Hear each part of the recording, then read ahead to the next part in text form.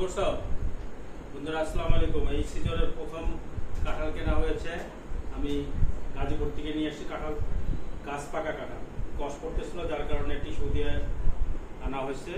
এই যে টিস্যু, এগুলো গাছ থেকে সরাসরি কেটে এনেছি। এটার দাম কত হইতে পারে আম্মু?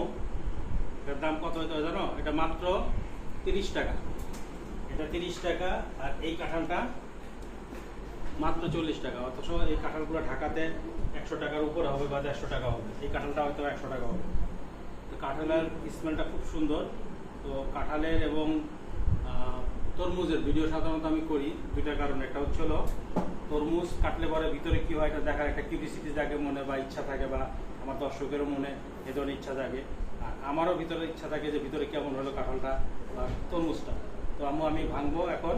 আমি একটু আমি কাঁঠালটা ভাঙি। হ্যাঁ আম্মু, দেখি কাঁঠালের ভিতরে কি হয়।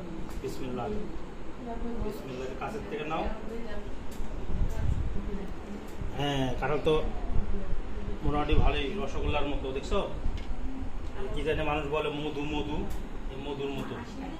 বুঝছো? কাছের থেকে দেখাও। এই যে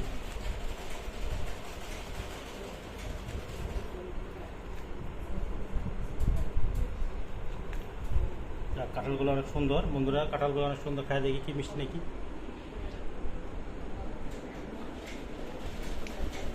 একটা চিনির মতো মিষ্টি গো। খায় দেখো, তোমার আশা দেখার দরকার নেই, খায় দেখো মিষ্টি।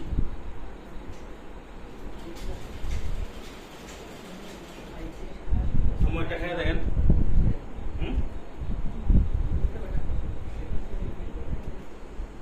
তো বন্ধুরা 30 টাকায় দেখেন। তো এই কাঁঠালের আর একটা বড় গুণ হচ্ছিল, এটা যদি গ্রামের বাড়ি হইতো গোষ্ঠাগুলি খেতে, ছাগল অথবা গরু খেতে পারতো। আর এই কাঁঠালের বিচি কিন্তু খুব সুস্বাদু একটা তরকারি। তো 30 টাকা দিয়ে কতগুলা কোষ, এবং কোষগুলো খুব মিষ্টি।